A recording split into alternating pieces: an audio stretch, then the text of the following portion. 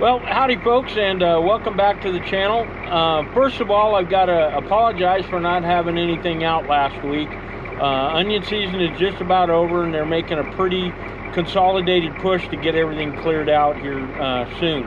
But for the next 2 days, these are days off that I had arranged before we even started.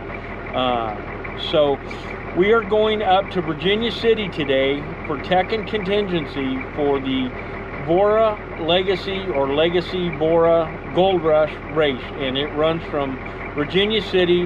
The start line isn't going to be exactly in Virginia City, unfortunately, to Tonopah, Nevada. We'll be out on the course tomorrow, and but today we're driving up to Virginia City to give you guys a little look at some of the cars that are going to be running, and a little look around Virginia City, Nevada.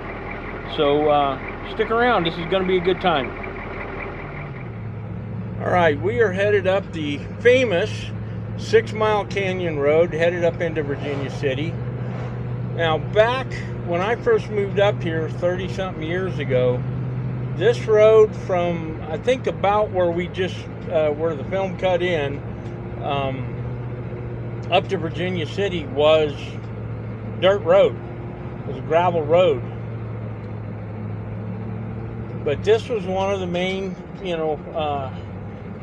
thoroughfares getting in and out of Virginia City back in the day.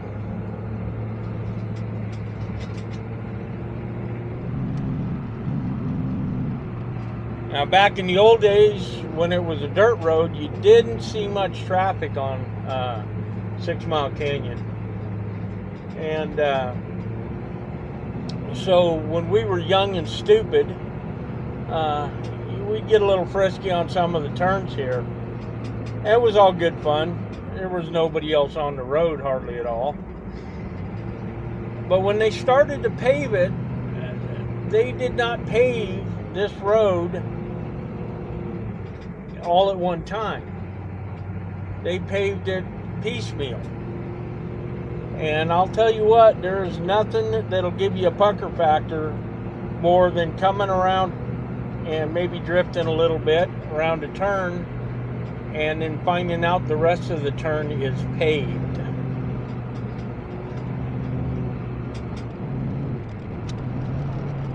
And there weren't anybody's houses or anything else like that,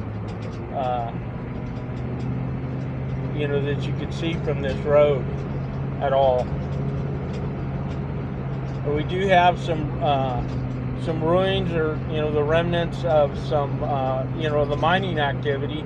For those that don't know about Virginia City and the Comstock lode, the Comstock lode was the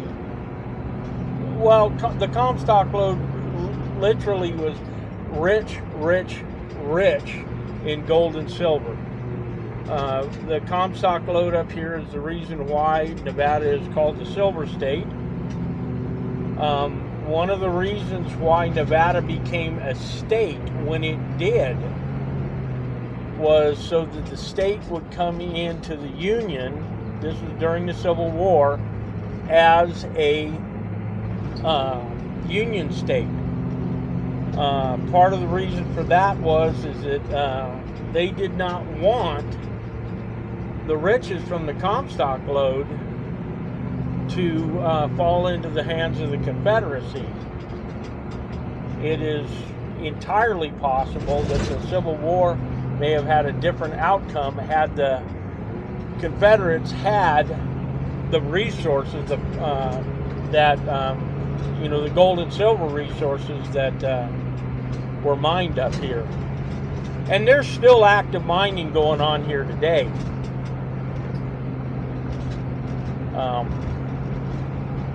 I've heard, you know, tales, you know, that some of the mines that basically became too expensive to continue operating still have millions in gold and silver, you know, down at the lower depths.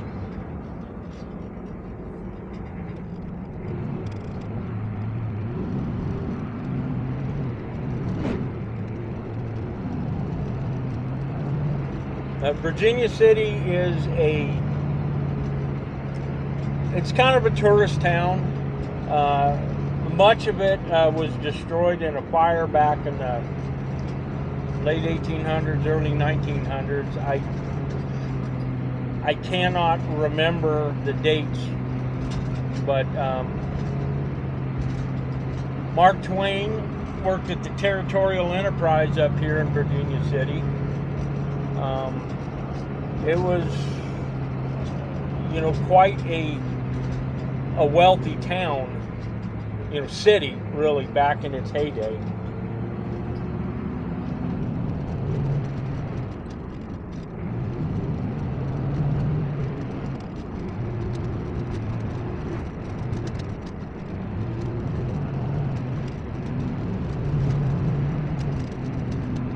You can see up here on the right, I'll slow down a little bit, there's foundations for some mining activity.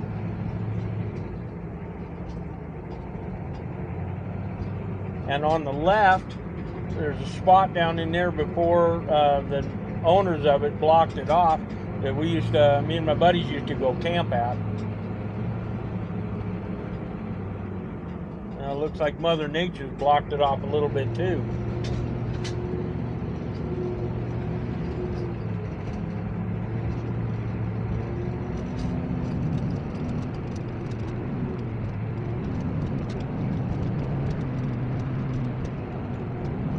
See right up ahead of us a rock wall. That's supposed to be foundation for something. Those rocks were not put that way by Mother Nature.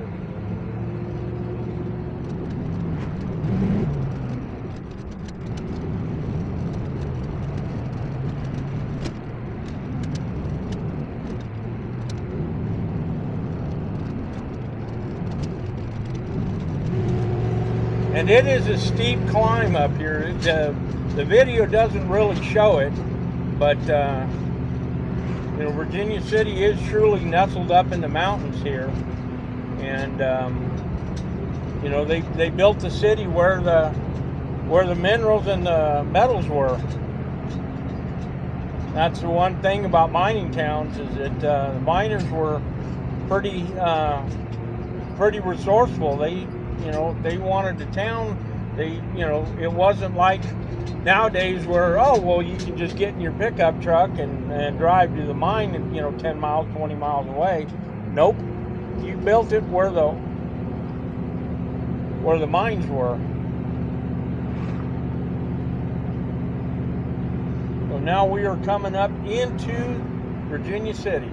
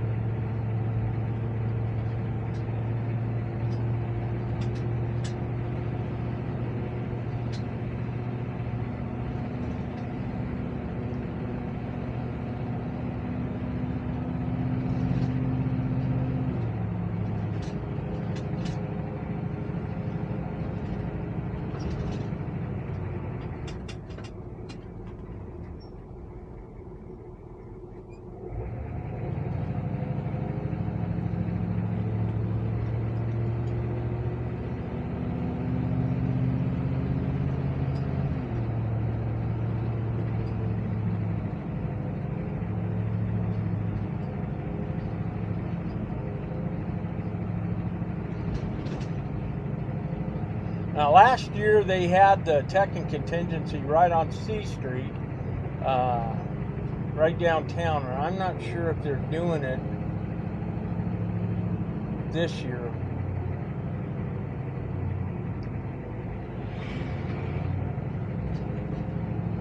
So, but we'll just come on up here and do a little drive down C Street, the main part of town here, and see what's going on.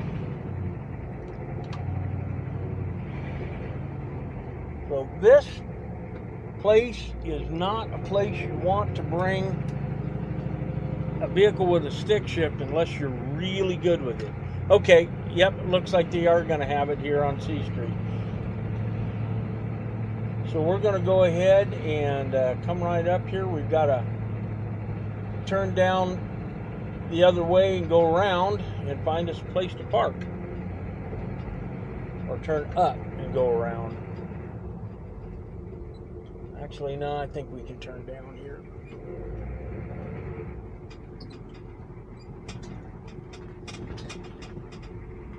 And when we get down here, we will affix our VORRA official magnets, and we'll take a walk around.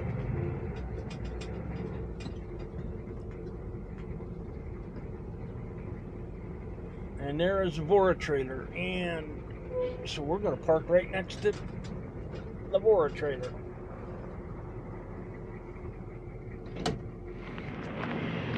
Okay, we're going to take a little walk through some of the areas where some of the guys are starting to kind of get their cars ready for tech and inspection, and a lot of people are staying at the Silverland Inn and Suites here.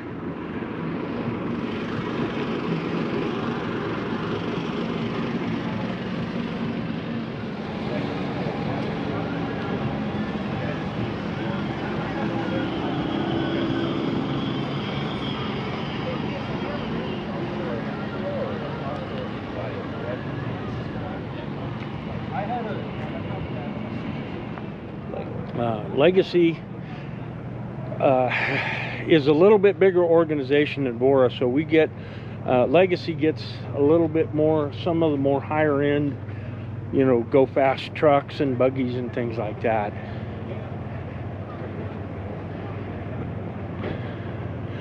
Now here in Virginia City, this is one of the cooler things, is the train. They have a steam locomotive, and they've got a steam train that runs between Virginia City. Used to go down to Gold Hill, which is another little town just down the mountain from here. And but they've extended the rails, and the rails go all the way down to the eastern end of Carson City. And so they run steam locomotives, and they will also run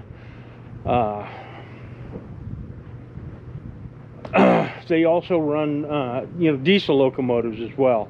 The steam locomotives mainly in the summertime, and the depot is down that hill somewhere, and I ain't walking down there. When my kid was little, he used to make me take him. We'd ride the train, the Virginia City train,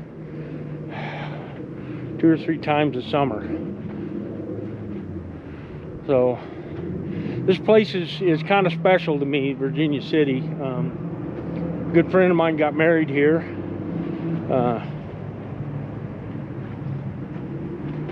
And we used to come up, our group of people that we used to hang around with back in the day used to come up here and you know, just have a few beers at the Bucket of Blood Saloon, the world famous Bucket of Blood Saloon. We had a good time.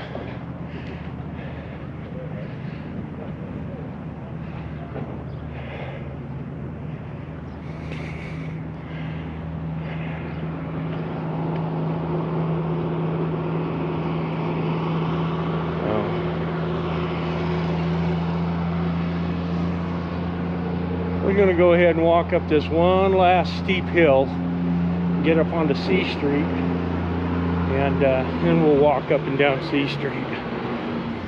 Okay, we're going to start here. This is the beginning of Tech and Contingency. It's still fairly early, and a lot of these guys are not going to come in till later. A little bit later, you're going to, this whole bit of road down here is going to be packed with race cars, because most racers, in my experience, wait until the last freaking second to go ahead and get their tech done. So these guys are VORRA regulars.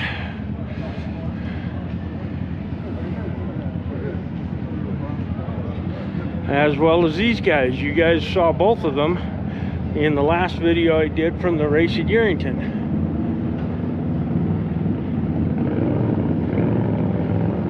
Now they're going to come down here, and they're going to take a turn in through here, and this is where they PCI race radios, get some of the radio communication stuff taken care of. You know, if they've got a piece of equipment needs to be replaced, or if they need to get a piece of equipment, a piece of radio gear, antennas, whatnot, this is where you get them. And then if you're running their stuff and run their stickers on your vehicle, then sometimes you qualify for contingency awards and things like that. We've got Maxxis tires, which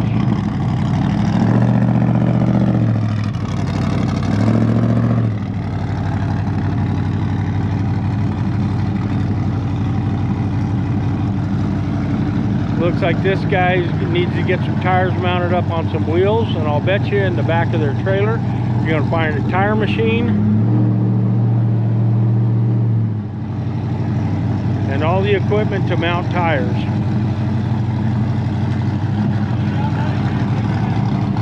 Hey, just go back a little more. More? Yeah, so he doesn't have an issue. Right.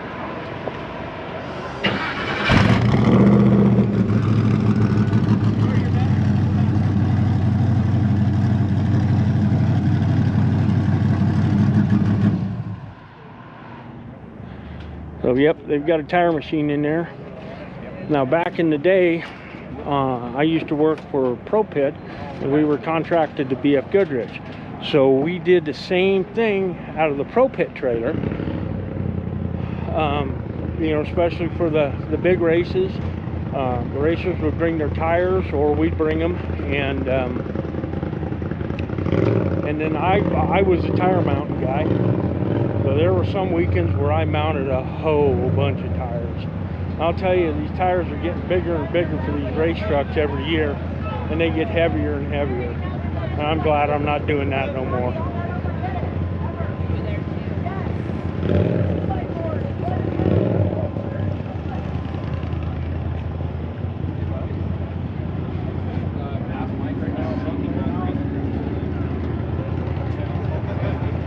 All right, now we've come down to the end of the road here, and this is where they're doing tech inspection. Over here is where they're doing tech inspection for the trucks and buggies, and then over here at the VORRA banner, they're going to be doing the tech inspection for the UTVs. Now, what they're inspecting for is making sure that all of the safety requirements are met, and that their fire suits are in spec and in date, that they have proper Hans devices, and that they have that their helmets are in date. You know, because they require them to be made within a certain amount of time. So so right now we're going to go ahead and take a walk back up the road, and we've already had several trucks come through, as you can see.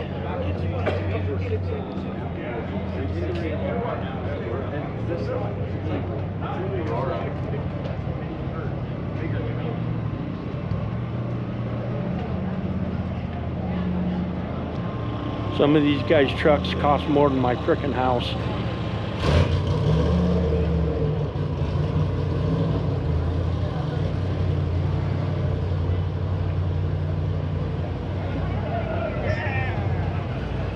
and we have some of the locals here too. All right, and you guys should recognize this truck here. This is Chris German. He's a VORRA regular.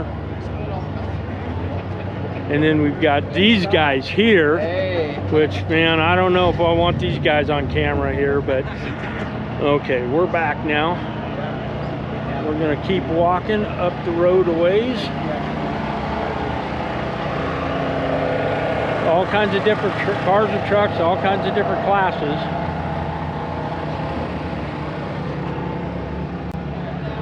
UTVs, bikes. A lot of these 6100 cars, you can tell the class that they're in by the numbering. So this one is 6133. This would be a spec trophy truck, 6100 class. This one here is 1562. This is a class 1. This would be your open class buggies. So the spec trophy trucks. Finest pardon, sir.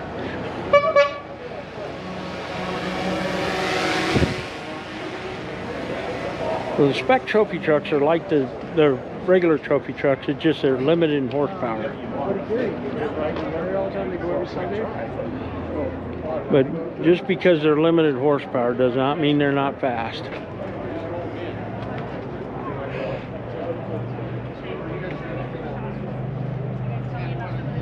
And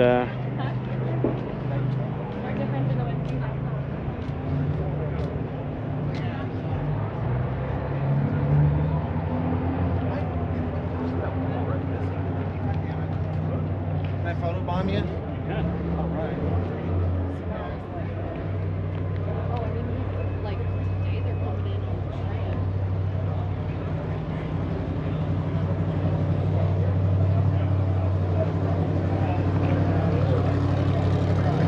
all right.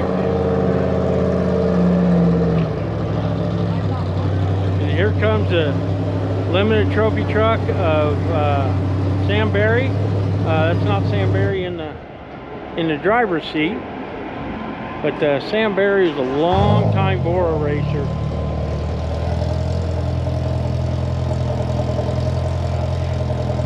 And Sam Berry ran a buggy for years and just dominated in VORRA.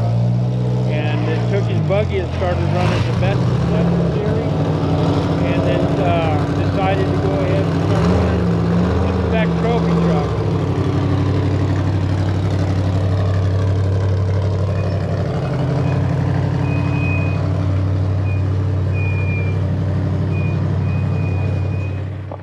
Well, howdy folks, and it is race day. We are out here at our visual checkpoint, race mile 62.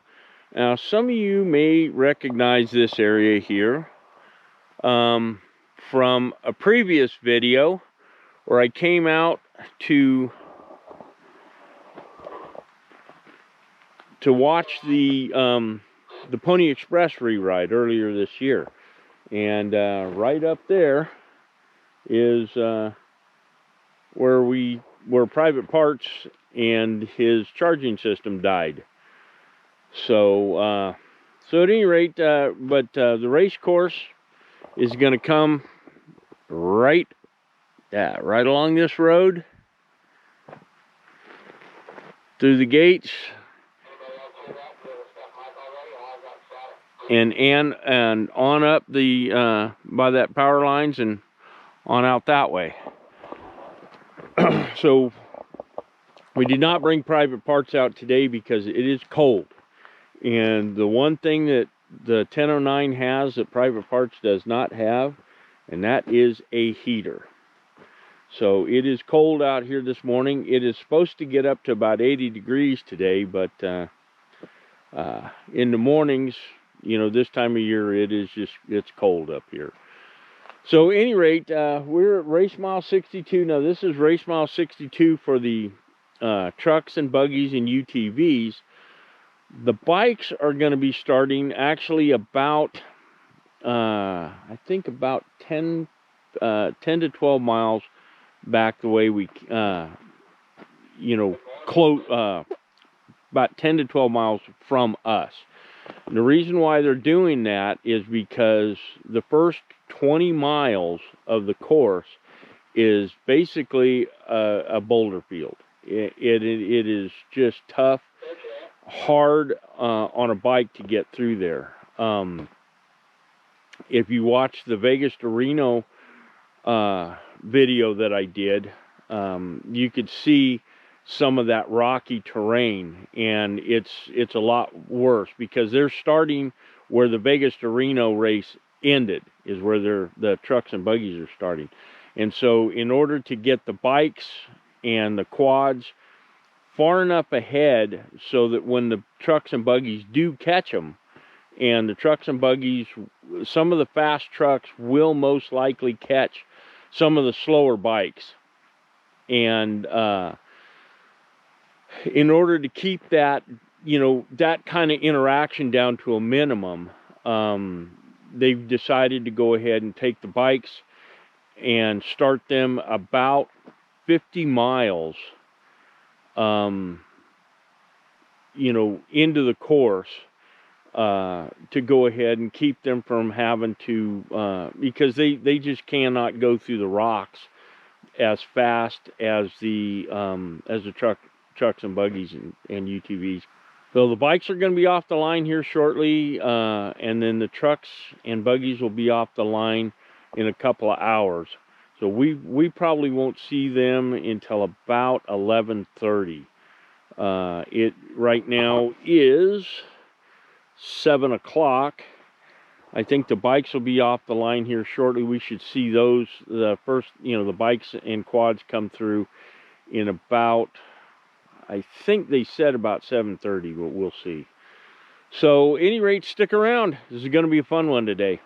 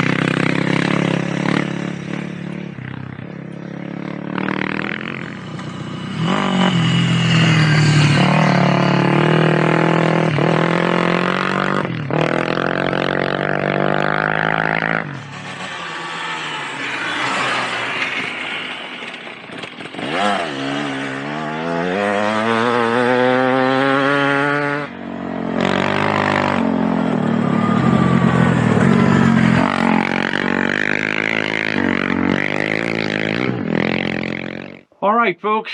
All of the bikes and quads have been through, so we got probably a couple hours before the trucks and buggies start coming through. So at any rate, we need to get some food going here. So what we're going to do is try to go ahead and heat up some water for our Mountain House backpacking meal here with this. Hopefully you guys can see this okay. This is a MRE heater, basically. But it'll heat up, it says here, it's to heat MREs, sealed containers of food, and drinkable water.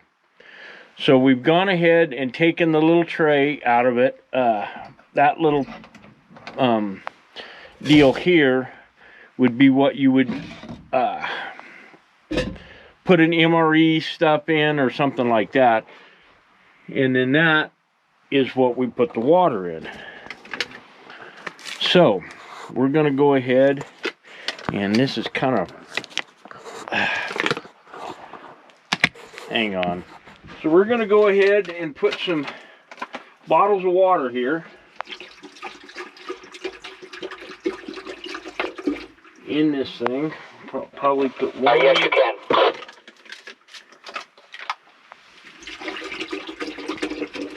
That should be enough to go ahead and cook a meal. Now, I do not know how much power this thing draws. So we're going to go ahead and we're going to put the lid back on it. And I don't know how long it takes because this is the first time I've ever used this thing. So we're going to reach over. Actually, I got to get out. We're going to fire up the blazer and then we'll switch this on. Alright, now the reason why we switched the blazer on and fired it up is because I do not know how much power this thing draws. I don't know how long it's going to take to heat anything up. This is the first time I've ever used this thing. So, we're going to go ahead in order to keep from possibly draining the batteries and not being able to start the blazer later, we're going to go ahead and run the motor, keep the batteries charged up while we're running this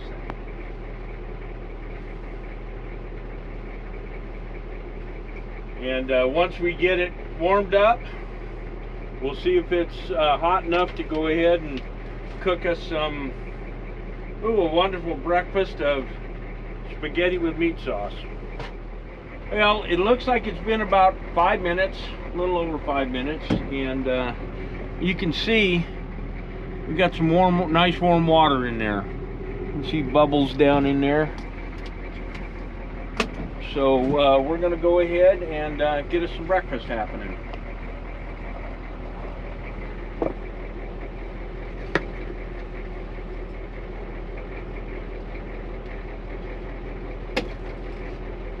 Ooh, yeah, nice and warm water.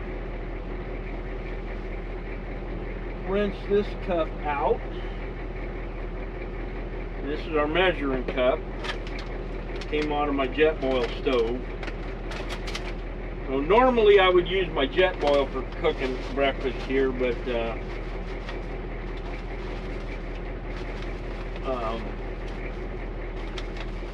I gotta find the desiccant pack in here. Yeah, this thing here. Normally I would use my Jetboil, but I wanted to see how this thing worked, and it looks like it's working pretty good. We got to put 2 cups of water.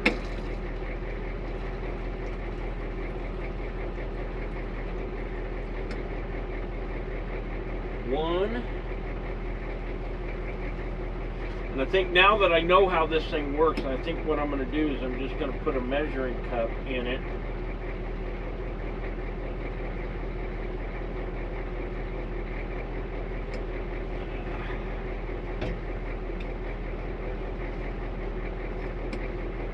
Keep a measuring cup in it. I think that's about right.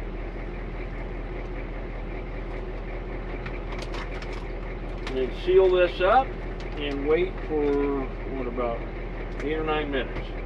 But Now that we know that this thing works, we'll shut it off and we can go shut the blazer off. All right, so what do you do when you've cooked your nice dehydrated backpacking meal and you go through your bags and you remember that the last time you went and used this stuff, you took the fork, the utensils out and washed them in the dishwasher in the house, and then forgot to put them back in with your stuff that you take out into the desert. Well, not going to throw it away, so we're just going to improvise. We're going to see how this works. We're going to have, looks like I'm going to have to cut the package down a little bit.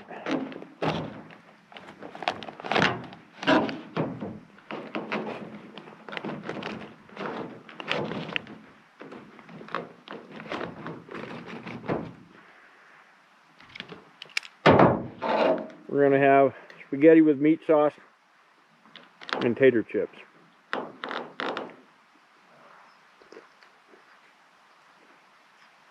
Whatever works. All right, folks. First impressions on this MRE heater or ration heater. I like it.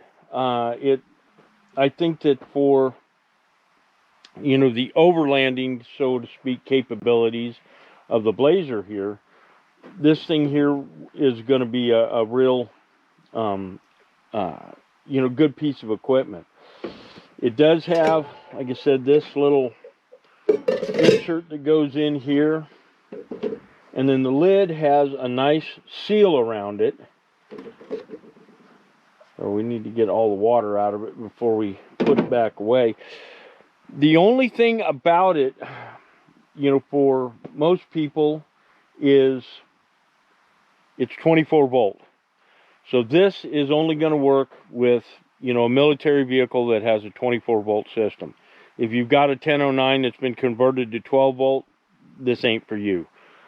The other thing is this will heat up enough water for, you know, 1 or 2 people. This is not going to be good for a family of 5. So at any rate, you know, like I said, first impressions, it's a pretty good piece of equipment. You put enough water in it and you can go ahead and heat it up, and then you'll be able to get your, you know, make your backpacking meal. If you've got something already pre-made, and I haven't tested it with like a, you know, a Tupperware or something like that kind of deal. I mean, you're fairly limited in size. Get out of the sun here. You know, so you're not going to be able to put a huge dish in there. But if you find, you know, some little plastic containers, and if the plastic containers can handle the dishwasher, they should be able to handle the heat that this thing puts out.